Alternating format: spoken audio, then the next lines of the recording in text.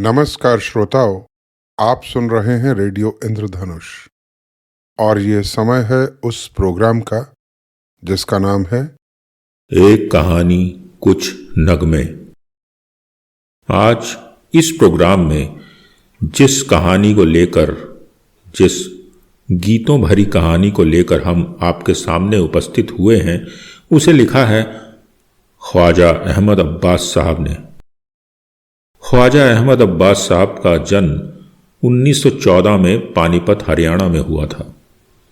15 वर्ष की आयु में मैट्रिक समाप्त करने के बाद वे अलीगढ़ मुस्लिम विश्वविद्यालय में चले गए और वहां बीए और एलएलबी की पढ़ाई पूरी की। बॉम्बे क्रॉनिकल्स में ये लंबे समय तक बतौर संवाददाता और फिल्म समीक्षक काम करते रहे। इनका स्तंभ द लास्ट पेज सबसे लंबा चलने वाला स्तंभों में गिना जाता है। ये तकरीबन 45 वर्ष तक चला, 1941 से लेकर 1986 तक। अब्बास इप्टा के संस्थापक सदस्य भी थे। तो चलिए सुनते हैं इन्हीं की एक कहानी, आज के लैला मजनू, जिसको प्रस्तुत कर रहा हूं मैं, यानी जतिंदर शर्मा। एक था मजनू, एक थी लैला, मगर इस लैला का नाम लैला नहीं था, लिली था, लिली डिसूजा। वो दोनों और उनके कबीले सहरा या अरब में नहीं रहते थे।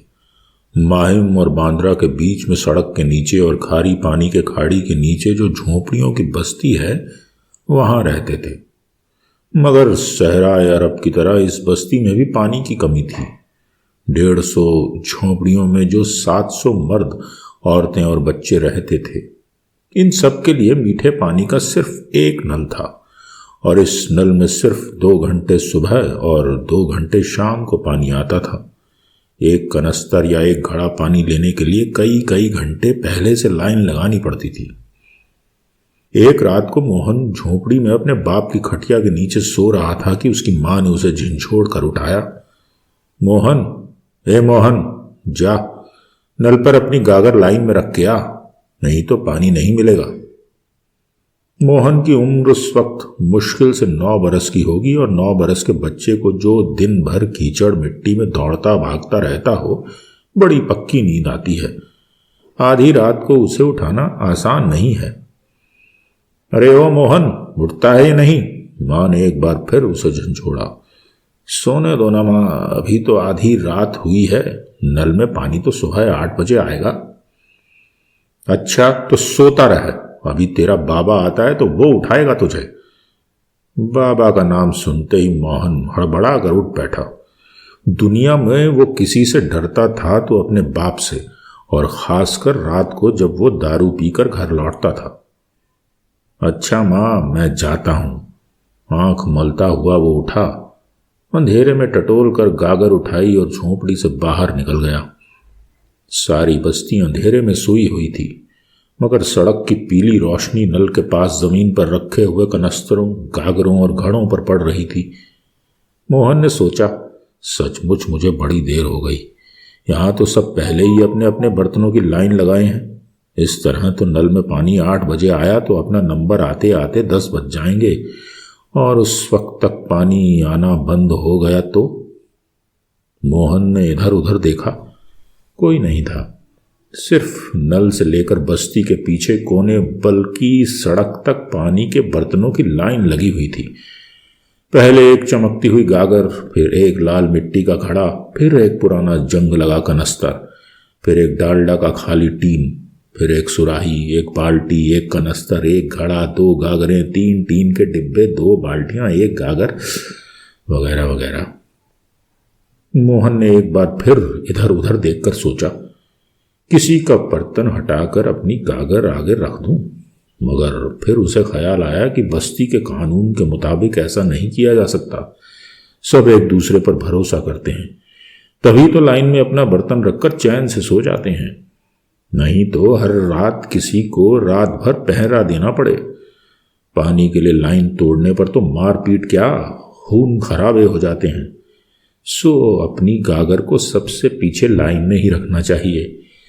मगर फिर उसे याद आया कि उसका नंबर आने से पहले नल अगर बंद हो गया और घर में पानी ना पहुंचा तो उसका बाप हड्डी पसली तोड़ कर रख देगा। कोई परवाह नहीं, उसने सोचा, सब सो रहे हैं, मैं चुपके से अपनी गागर आगे बढ़ा देता हूं। वो नल की तरफ बढ़ा, मगर वो किसी का कनस्तर सरकाने वाला ही था कि पीछे से आवाज आई, ये छाला क्या कलता है? मोहन घबरा कर मुड़ा तो देखता है कि एक काली सी दुबली सी छोटी सी 6-7 बरस की बच्ची एक मैला फटा फ्रॉक अपने हाथ में अपने कद से बड़ा बांस का डंडा लिए खड़ी है। छाला बेईमानी करता है। बच्ची डंडा लिए मोहन की तरफ बढ़ी। चल रख अपनी गागल, लाइन में छप से पीछे। मोहन को उस तोतली छोकरी की बात सुनकर हंसी आ गई। अरे जा जा, मैं जहां चाहे अपनी गागर रखूंगा, तू कौन होती है मुझे रोकने वाली? ये कहकर वो आगर रखने वाला ही था कि वो बोली, तो फिर मैं छोल मचाकर छप को बुलाती हूं, छप माल माल के तुम्हारा भलकच बना देंगे। मोहन का हाथ रुक गया। वो जानता था अगर इस छोकरी ने सचमुच शोर मचाया तो क्या होगा। हर झोपड़ी से लोग लाठियां, डंडे, चाकू, छुरे, पत्थर लिए हुए निकलेंगे और कोई सवाल और जवाब किए बिना उस पर टूट पड़ेंगे। सहरा अरब की तरह इस बस्ती में भी एक चुल्लू पानी के लिए 10 चुल्लू खून बहाया जा सकता था। सो उसने कहा, अच्छा बाबा तू चिल्ला मत, मैं अपनी गागर लाइन में सबसे पीछे रख देता हूं। मगर बच्ची इतनी आसानी से पीछा छोड़ने वाली नहीं थी। वो अपना डंडा घसीटती हुई मोहन के पीछे पीछे आई ताकि कोई बेईमानी ना कर सके। मोहन ने लाइन के आखिर में अपनी गागर जमीन पर रख दी और बोला, बस अब तो ठीक है? हाँ सब ठीक है, अब तुम जाके छो जाओ। पर यह जगह सड़क के पास है, कोई रास्ता चलता मेरी गागर उठाकर चलता बना तो? तू फिकल ना कर, मैं जो हूं। और यह कहकर उसने चौकीदारों की तरह डंडे को जमीन पर मारकर कहा, कोई तुम्हारी गागल को हाथ भी लगाएगा तो उसका छल फोल दूंगी। हाँ। और इतनी सी बच्ची की इतनी बड़ी बड़ी बातें सुनकर मोहन बेख्तियार मुस्कुरा दिया। बस्ती के किनारे जहां वो खड़े थे वहां सड़क पर बिजली का एक खंभा लगा हुआ था और उसकी रोशनी के दायरे में वो दोनों बच्चे खड़े थे। सारी दुनिया उस वक्त सो रही थी, सिर्फ मोहब्बत जाग रही थी। और वो दोनों, एक 9 बरस का लड़का, एक 6 बरस की लड़की, लिली और मोहन। मोहन और लिली। मोहन ने उस तोतली काली दुबली छोकरी की तरफ देखा जो फटा फ्रॉक पहने, नंगे पांव, अपने कद से बड़ा डंडा लिए खड़ी थी। और खंबे की रोशनी में उसने देखा कि जिन आंखों से वो उसे टकटकी बांधे देख रही थी वो बड़ी बड़ी और खूबसूरत हैं, जैसे इस हिरन की आंखें जो उसने चिड़ियाघर में देखी थीं और जिसके जंगले पर लिखा हुआ था अरबिस्तान की हिरन। और लिली ने मोहन की तरफ देखा तो एक मैली नेकर पर अपने बाप का फटा हुआ एक बनियान पहने हुए था। और उसने खामोश तुतलाहट से अपने दिल में सोचा, ये छोकला मुझे अच्छा लगता है, इच्छे मैं दोस्ती करूंगी, अब मैं इच्छे डंडे से नहीं मालूंगी। रोशनी के दायरे में दोनों ऐसे खड़े थे जैसे उनके इर्द गिर्द किसी ने किस्मत का एक ऐसा हिसार खींच दिया हो जिससे बाहर निकलना अब उनके बस में ना हो। और फिर वक्त रुक गया और वो दोनों वहां खामोश खड़े एक दूसरे की तरफ देखते रहे, न जाने कितनी देर तक। शायद सिर्फ 1 मिनट, शायद 100 बरस, शायद 5 मिनट, या शायद 500 बरस। फादर विलियम की लंबी सफेद दाढ़ी हवा में ऐसे उड़ रही थी जैसे वो उड़ता हुआ कबूतर हो। और सामने बैठे हुए सब बच्चे हिसाब का सवाल करने के बजाय फादर विलियम की दाढ़ी का खेल देख रहे थे, जो कभी हवा के झोंके से अपने पर फैला लेती थी और कभी पॉम्फ्रेट मछली की तरह गोल और सपाट हो जाती थी। उनकी कुर्सी के पास उनकी बेंत की छड़ी रखी थी, जिसकी मार का मजा हर बच्चा चख चुका था और जिसके बारे में मशहूर था कि फादर उसे रोज तेल में भिगो कर लाते हैं। मगर उस वक्त किसी को मार खाने का डर नहीं था, क्योंकि फादर विलियम कुर्सी पर बैठे बैठे ऊँग रहे थे, बल्कि शायद सो रहे थे। सिर्फ उनकी दाढ़ी जाग रही थी। फादर विलियम दरअसल फादर कहलाने के लायक नहीं थे। किसी जमाने में वो पादरी जरूर थे, मगर उन्हें रोमन कैथोलिक चर्च से निकाला मिला हुआ था, क्योंकि उन्होंने लॉर्ड पादरी से कह दिया था कि चर्च का काम ईसा मसीह का अमन और मोहब्बत का पैगाम लोगों तक पहुंचाना है, न कि हिंदुओं, मुसलमानों या हरिजनों को मुख्तलिफ किस्म के लालच देकर उनको ईसाई बनाना। सो उनका पादरियों वाला लंबा चोगा उनसे छीन लिया गया था, मगर उनकी लंबी दाढ़ी लॉर्ड पादरी भी उनसे न छीन सके थे। और अब वो इस झोंपड़ियों की बस्ती में आसमान के नीचे अपना स्कूल चलाते थे, जिसमें वो बच्चे पढ़ते थे जिनको किसी सरकारी स्कूल में दाखिला न मिला हो, या जिनके माँ बाप सरकारी या व्यापारी स्कूलों की फीस न दे सकते हों। फादर विलियम के स्कूल का ना कोई नाम था, ना इसमें मेज, कुर्सियां, बेंच और डेस्क थे। बस एक 3 टांग के कटहरे पर लगा ब्लैक बोर्ड था, जिस पर उस वक्त मोहन चॉक से फादर विलियम्स की उड़ती हुई सफेद दाढ़ी की तस्वीर बना रहा था। और दूर अपनी जगह पर बैठी लिली अपनी बड़ी खूबसूरत आंखों से टकटकी बांधे ब्लैक बोर्ड की तरफ देख रही थी, जहां काले तख्त पर धीरे धीरे फादर विलियम का गोल चेहरा और उनकी हवा में बिखरी हुई सफेद दाढ़ी उभर रही थी। मगर दरअसल वो अपने मोहन की तरफ देख रही थी, और अब बगैर तुतलाए दिल ही दिल में सोच रही थी, मेरा मोहन कितना अच्छा है, उसने तस्वीर भी बनाई है तो कितनी बढ़िया बनाई है। ऐसा लगता है फादर विलियम की दाढ़ी अब उड़ी।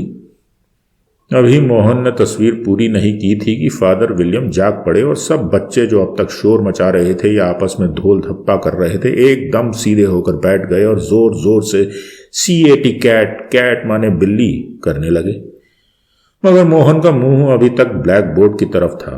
वो नहीं देख सकता था कि फादर विलियम के साथ साथ उनकी तेल में भीगी हुई छड़ी भी उसकी तरफ बढ़ रही है।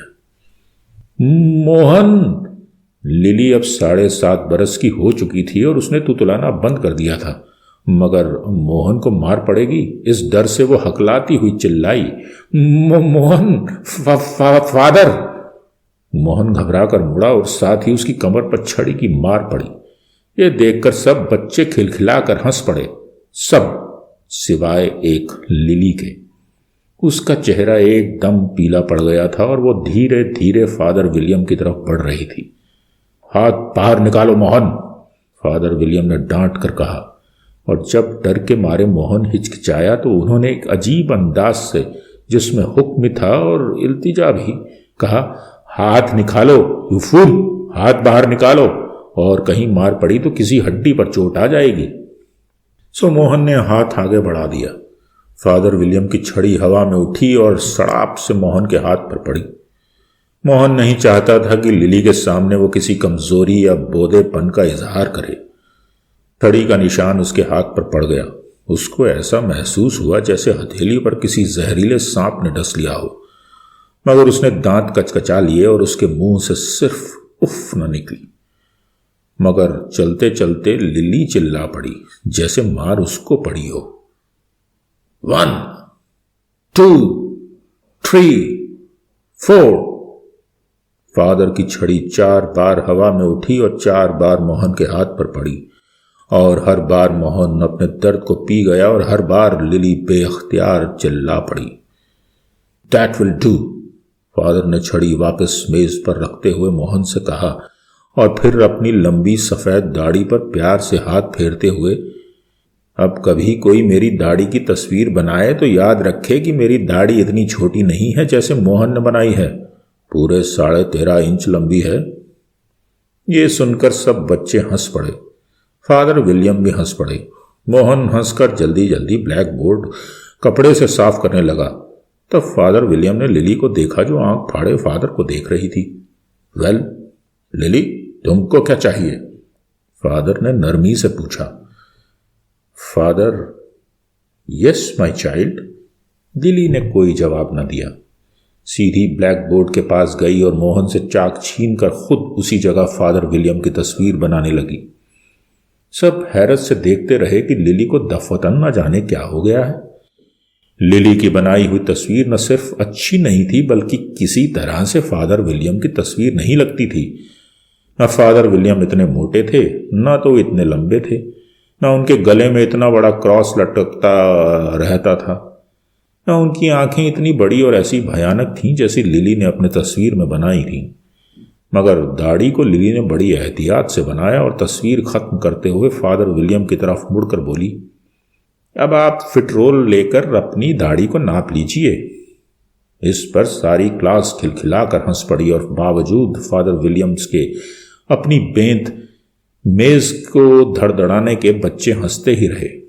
इससे खफा होकर फादर ने लिली की तरफ मुड़कर पूछा, कौन हो तुम? लिली ने कहा, लिली। एक छोकरा क्लास के पीछे से चिल्लाया, लिली नहीं फादर, लैला। साइलेंस। क्लास को अच्छी तरह से घूर कर फादर ने लिली से कहा, तुमने भी यही हरकत की है, फिर तुम्हें भी वही सजा मिलेगी। निकालो अपना हाथ बाहर। लिली ने अपना हाथ खोलकर बढ़ा दिया और फादर विलियम, जो इस दुनिया और उस दुनिया दोनों के सब जिस्मानी और रूहानी भेदों से वाकिफ थे, ये देखकर अचंभे में रह गए कि लिली के हाथ पर 4 गहरी नीली लकीरें पड़ी हुई थी, जैसे उनकी हथेली पर पहले से ही 4 बार बेंत पड़ चुका हो। लिली शाम को दफ्तर से बाहर निकली तो फुटपाथ पर खड़े हुए 3 लफंगे किस्म के लड़कों ने एक साथ सीटी बजाई। 18 बरस की उम्र में लिली थी भी सीटी बजाने के काबिल। रंगत सांवली मगर खूबसूरत आंखें, कुदरती घुंघराले चमकीले काले बाल, छरैरा मगर भरा हुआ जिस्म जो उसके चुस्त फ्रॉक में और भी नुमाया नजर आता था। ऊंचे फ्रॉक में से निकली हुई सुडौल टांगे। ऐसी लड़की को देखकर भला कौन सीटी नहीं बजाएगा। लिली को लफंगों की सीटी बनाने की आदत पड़ गई थी। दिन में कई बार उसको इस किस्म की सीटियां सुनाई देती थीं। लिली को इन लफंगे छोकरों से कोई शिकायत नहीं थी। अगर उसे देखकर उनका जी सीटी बजाने को चाहता है तो शौक से सीटी बजाएं। बड़ी लापरवाही से वो अपना बैग हिलाती हुई उनके पास से गुजर जाती और उसका ये अंदाज देखकर वो भी सीटी बजाना भूल जाते। लेकिन आज उसका मूड कुछ खराब था। जैसे ही लफंगों ने सीटी बजाई, लिली ने पलट कर देखा, फिर वो उनकी तरफ बढ़ी। उसकी आंखों में गुस्से की आग भड़क रही थी। उसको देखते ही सीटी की आवाज तीनों छोकरों के होठों पर से गायब हो गई। क्या है? उसने डांट कर कहा। शर्म नहीं आती?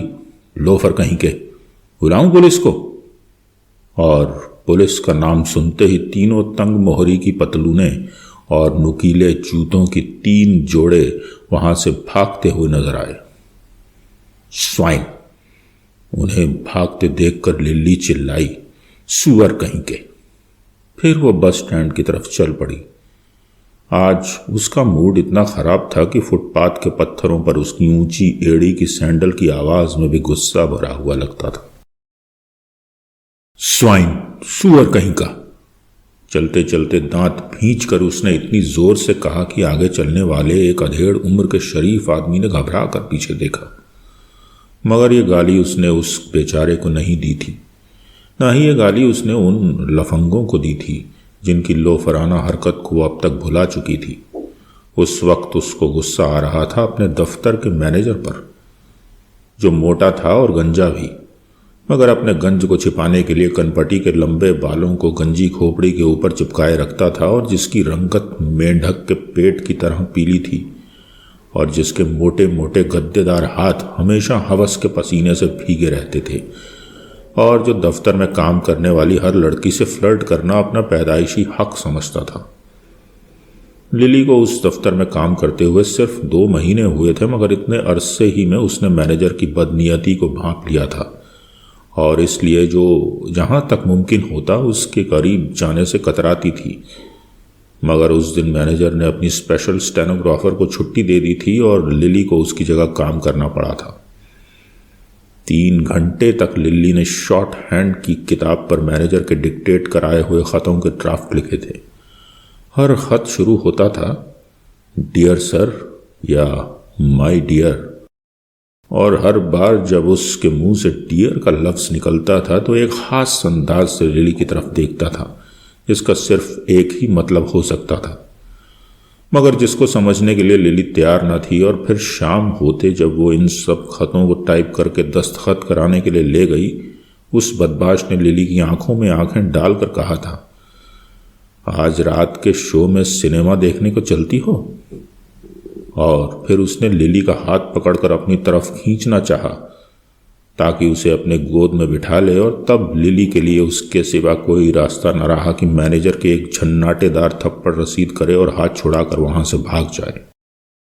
मैनेजर का दफ्तर एयर कंडीशन था और इसीलिए इस थप्पड़ की आवाज़ किसी ने न सुनी थी, मगर सब ने यह ज़रूर देखा था कि लिली जब बाहर निकली तो उसका चेहरा सुर्ख था और उसके होंठ भिंचे हुए थे और उसकी आंखें आंसुओं में डबडबाई हुई थीं। लिली तेज तेज चलती हुई अपने मेज तक गई, दराज खोलकर अपनी सब चीज़ें निकालकर अपने बैग में डाली और फिर बगैर किसी से कुछ कहे वो दफ्तर से बाहर निकल गई। वो जानती थी कि अब वो इस दफ्तर में फिर कभी कदम नहीं रखेगी। दफ्तर में जितने दूसरे नौजवान क्लर्क थे, सभी ने तो बारी बारी लिली से दोस्ती करने की कोशिश की थी, मगर उसने उनमें से किसी को मुंह न लगाया था। न किसी के साथ सिनेमा गई थी, न किसी के साथ रेस्तरां में चाय पीने की दावत कबूल की थी। और एक दिन जब किसी ने ज़्यादा इसरार किया था तो उसने कह दिया था, आई एम सॉरी, मगर शाम को मुझे मोहन से मिलना होता है। मोहन? पतली मूंछों वाले टॉमस ने हैरत से पूछा था, ये मोहन कौन है? और लिली ने जवाब दिया था, वो मेरा मोहन है। क्या तुम्हारी इससे मंगनी हुई है? हाँ, यही समझो, लिली ने जवाब दिया। कब से? 12 बरस से। तो क्या तुम्हारी मंगनी बचपन में ही हो गई थी? हाँ, यही समझो। मगर मोहन, वो तो हिंदू होगा, उससे तुम्हारी शादी कैसे हो सकती है? लिली ने मुस्कुराकर जवाब दिया था कि मुझे नहीं मालूम था मोहब्बत का भी कोई मजहब होता है। और ये कहकर वो बैग हिलाती हुई दफ्तर से बाहर निकल आई थी। उसके जाने के बाद दाढ़ी वाले अकबर अली लेजर क्लर्क ने अपना रजिस्टर बंद करके एक ठंडी सांस भरते हुए कहा था, अरे वाह, अपनी लिली तो लैला निकली। और जब टॉमस ने पूछा, लैला हुई शी, तो अकबर ने दाढ़ी पर हाथ फेरते हुए कहा था, वो भी एक मोहब्बत की दीवानी थी, लिली की तरह। लोकल ट्रेन परेल के स्टेशन पर पहुंची और लिली धक्कम पेल करके 3rd क्लास के डिब्बे की भीड़ में से बाहर निकली तो उसने मोहन को एक क्लॉक के नीचे खड़ा पाया। मोहन अब 21 बरस का जवान था। वो एक मिल में मैकेनिक था और उसकी नीली शर्ट और पतलून पर पड़े तेल के धब्बे ऐलान कर रहे थे कि वो सीधा काम से आ रहा है। डार्लिंग, लिली ने मोहन के बाजू में अपना हाथ डालते हुए कहा, तुम्हें बहुत इंतजार करना पड़ा क्या? मोहन ने मुस्कुराकर जवाब दिया, सिर्फ आध घंटा। इतनी देर में सिर्फ 4 ट्रेनें गई हैं। क्यों, आज दफ्तर में काम ज्यादा था या अपने मैनेजर से जिक्र छेड़ रही थी? लिली ने जल्दी से कहा, उस शैतान का तो नाम मत लो, जी चाहता है उसका मुंह नोच लूं, मगर आज से तुम्हें कभी इंतजार नहीं करना पड़ेगा। मैं नौकरी छोड़ आई हूं। इतने में ट्रेन चली गई थी और अगली ट्रेन आने तक प्लेटफॉर्म पर सन्नाटा था। टी स्टॉल के पास अपनी मुकर्रर बेंच पर बैठे हुए लिली और मोहन भजिया खा रहे थे और एक दूसरे की तरफ प्यार भरी नजरों से देख रहे थे। भजिया खत्म हो गई मगर वो एक दूसरे की तरफ देखते रहे। दूसरी ट्रेन आई, मुसाफिर डब्बों में से उतरे, मुसाफिर डब्बों में चढ़े, ट्रेन चली गई। एक बार फिर स्टेशन पर सन्नाटा छा गया। रात हो गई। स्टेशन की रोशनियां जल उठीं। ट्रेनें आती रहीं, ट्रेनें जाती रहीं, मुसाफिर उतरते रहे, मुसाफिर चढ़ते रहे। लिली और मोहन उसी जगह बैठे रहे, बातें करते रहे और भजिया खरीद कर खाते रहे और प्यार भरी नजरों से एक दूसरे की तरफ देखते रहे। आखिरकार लिली ने कहा, अच्छा तो अब देर हो गई है, मुझे जाना ही चाहिए। मोहन ने जैसे ख्वाब में कोई बात सुनी हो। लिली, कुछ कहा तुमने? नहीं, कुछ नहीं कहा। लिली ने उसे यकीन दिलाया और वो दोनों एक बार फिर एक दूसरे में खो गए। एक के बाद एक 2 ट्रेनें आईं और चली गईं। मगर वो दोनों अपनी जगह से ना हिले। यहां तक कि चाय और भजिया की दुकान भी बंद हो गई और चाय वाला जाते जाते उनसे कह गया, अभी आखिरी ट्रेन आने वाली है, इसके बाद सुबह तक कोई ट्रेन नहीं मिलेगी। तब वो दोनों चौंके। दूर से ट्रेन करीब आने की आवाज धीरे धीरे बढ़ती जा रही थी। तो कल तुम दफ्तर नहीं जाओगी? मोहन ने पूछा। नहीं, अब मैं कभी दफ्तर नहीं जाऊंगी। फिर मैं तुमसे कैसे मिला करूंगा? तुम्हारे मिल की शिफ्ट खत्म होने के पहले मैं यहां आ जाया करूंगी। और अगर तुम्हारे डैडी ने तुम्हें उस वक्त घर से निकलने ना दिया, फिर मैं कैसे आ सकती हूं? तुम ही बताओ। फिर करें तो क्या करें?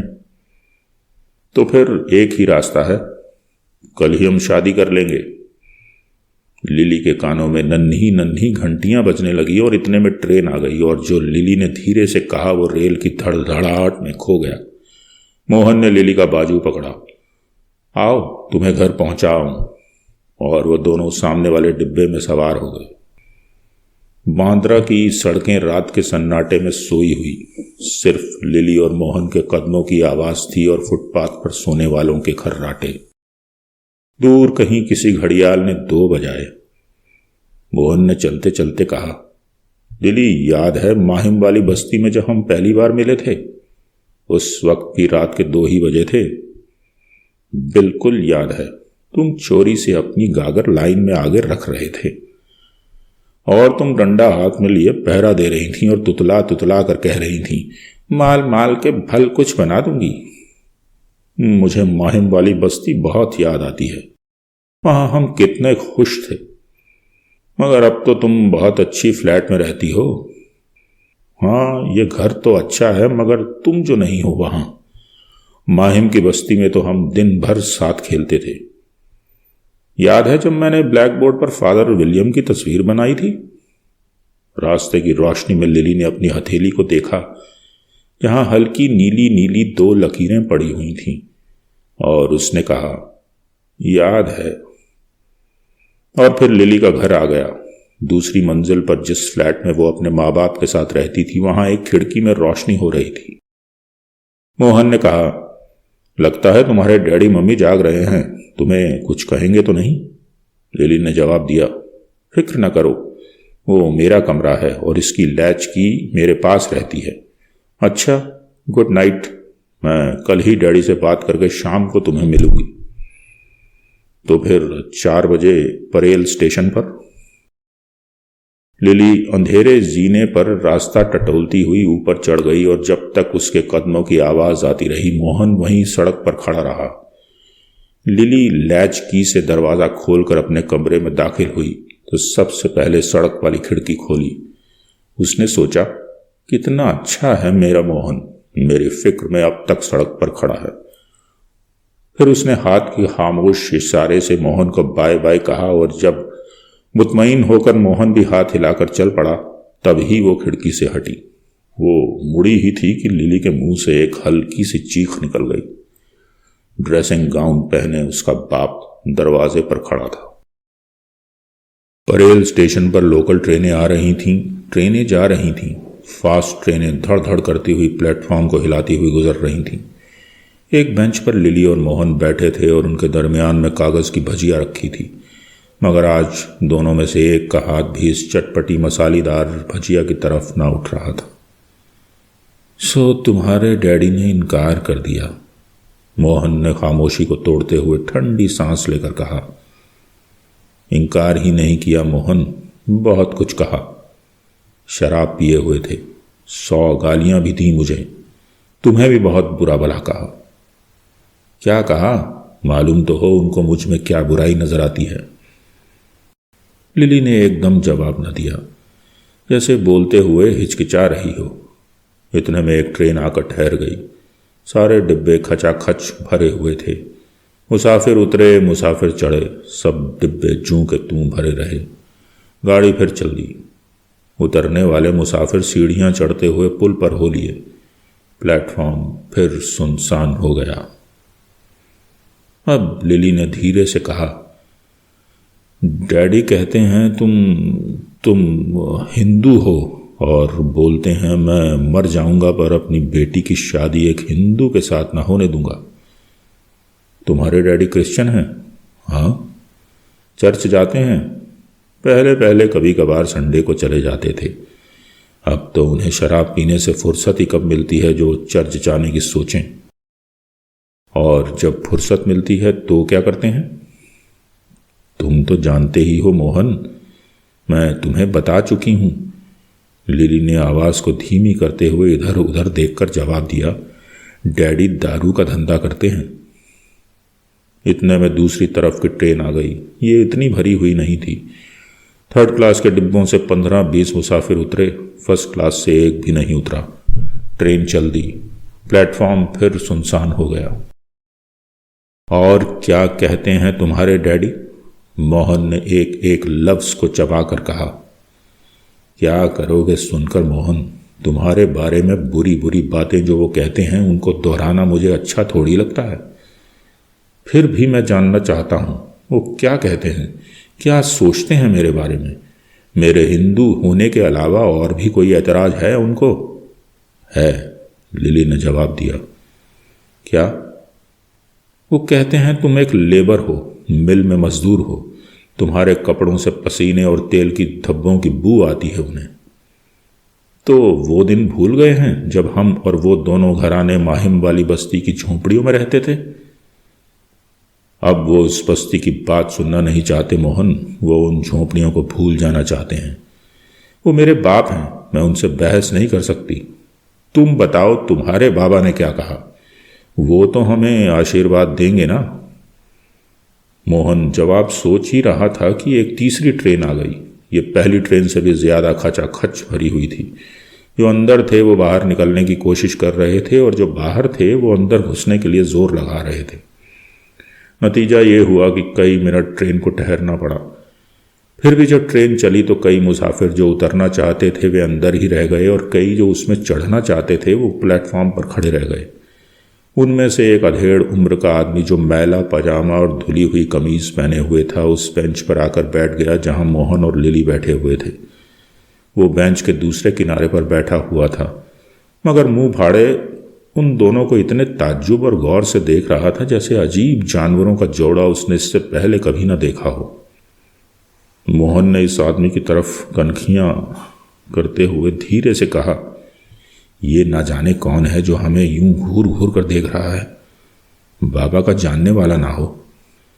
तो फिर क्या कहा तुम्हारे बाबा ने? लिली ने अपना सवाल फिर दोहराया। मोहन को, जो अब तक इस सवाल से कतरा रहा था, जवाब देना ही पड़ा। वो भी इस शादी के खिलाफ हैं लिली। वो क्या वजह बताते हैं? कहते हैं हिंदू होकर मैं क्रिश्चियन लड़कियों से कैसे शादी कर सकता हूं? क्यों? क्रिश्चियन लड़कियों में उन्हें क्या दुखराई दिखाई देती है? वो कहते हैं क्रिश्चियन छोकरियां बड़ी खराब होती हैं, हर मर्द से आंखें लड़ाती हैं। लिली के सांवले चेहरे पर सुर्खी की एक लहर दौड़ गई। क्या तुम भी यही समझते हो? नहीं नहीं लिली, ये बात नहीं है। भला मैं ऐसा कैसा सोच सकता हूं? मगर बाबा को कौन समझाए? तुम्हारे डैडी को भी बुरा भला कहते हैं वो दारू का धंधा करता है। और तुम्हारे बाबा क्या धंधा करते हैं? मोहन ने हिचकिचाकर जवाब दिया, सट्टे का। लिली कुछ कहने वाली थी मगर इतनी देर में दूसरी ट्रेन आ गई और प्लेटफॉर्म पर फिर गहमा गहमी शुरू हो गई। मगर वो आदमी जो उनकी बेंच के दूसरे किनारे पर बैठा था वहीं बैठा रहा और उसी तरह उनको घूरता रहा, बल्कि उनको देख देख कर मुस्कुराता रहा। गाड़ी गई तो लिली ने कहा, अब क्या होगा मोहन? मोहन ने कहा, कुछ समझ में नहीं आता। मैं तो आज इसी फिक्र में मिल में काम करने पे भी नहीं गया। अगर तुम्हारे डैडी ने तुम्हारी शादी किसी और से कर दी तो मैं तो जान दे दूंगा। लिली बोली, तुम क्या समझते हो मैं जिंदा रहूंगी? डैडी ने जबरदस्ती की तो मैं जहर खा लूंगी। मोहन, तुम मुझे थोड़ा सा जहर ला दो। जहर मैं कहां से लाऊंगा? जहर पर तो कंट्रोल है। डॉक्टर की चिट्ठी दिए बिना जहर मिल ही नहीं सकता। थोड़ी देर वो चुपचाप बैठे रहे और उनके बीच में भजिया इसी तरह पड़ी रही। फिर न जाने कैसे पहले लिली की और फिर मोहन की निगाह रेल की पटरी पर जम गई। फौलाद की काली पटरी जो रेल के पहियों की रगड़ में चमक रही थी। शायद दूर से रेल चली आ रही थी। पटरी में से एक अजीब जूं जूं की धीमी धीमी आवाज आ रही थी, जैसे सितारे के तार को किसी ने छेड़ दिया हो और अब उसकी झंकार की गूंज रह गई हो। जैसे कितनी ही शहद की मक्खियां भिनभिना रही हों। जैसे वो पटड़ियां कितनी अजीब अनजानी जबान में उनसे कुछ कह रही हों। उनकी निगाहें रेल की पटरी पर जमी हुई थीं कि एकदम धड़धड़ करती हुई ट्रेन आ गई। उनके सामने की पटरी पर से ट्रेन के कितने ही भारी हैबतनाक पहिए धड़धड़ाते हुए गुजर गए। फिर वो ट्रेन भी चली गई, मगर वो पटरी पहले की तरह चमकती रही, गुनगुनाती रही, उनसे कुछ कहती रही। और फिर एक साथ उन दोनों को समझ में आ गया कि रेल की पटरी उनसे क्या कह रही है। लिली ने मोहन की तरफ देखा, मोहन ने लिली की तरफ, और दोनों की निगाहों में एक ही सवाल था और एक ही जवाब। इस जिंदगी से मौत बेहतर है, और मौत वहां उनके सामने, वहां उस रेल की पटरी की तलवार जैसी धार पर उनका इंतजार कर रही थी। अब करीब आने वाली ट्रेन की आवाज से रेल की पटरियां झंझना उठीं। वो दोनों खड़े हो गए। एक लम्हे के लिए उन्होंने एक दूसरे की आंखों में आंखें डालकर खामोशी से इकरार मोहब्बत किया।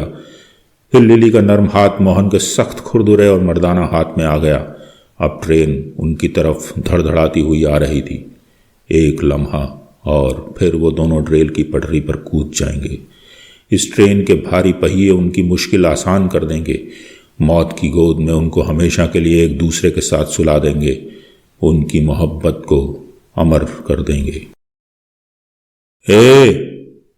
एक आवाज ने उनको चौंका दिया और उसी लम्हे में ट्रेन आ गई और डिब्बे उनके पास से गुजरने लगे। लिली और मोहन ने मुड़कर देखा तो ये वही मधेड़ उम्र का मैला पजामा, फटी कमीज वाला आदमी था जो मुस्कुराकर भजिया, आफत की पुड़िया की तरफ इशारा कर रहा था। अपनी भजिया तो साथ लेते जाओ, उसने चिल्लाकर कहा। भजिया, चटपटी मसालेदार भजिया। न जाने क्यों भजिया का नाम सुनकर उन दोनों के मुंह में पानी आ गया। भजिया, और अगर वो मर गए होते तो भजिया कैसे खाते? ठंडा मीठा फालूदा कैसे पीते? चांदनी रात में जूहू के किनारे नरम नरम रेत का लम्स अपने गालों पर कैसे महसूस करते? मालाबार हिल पर जाकर हैंगिंग गार्डन में खुले हुए फूलों का नजारा कैसे करते?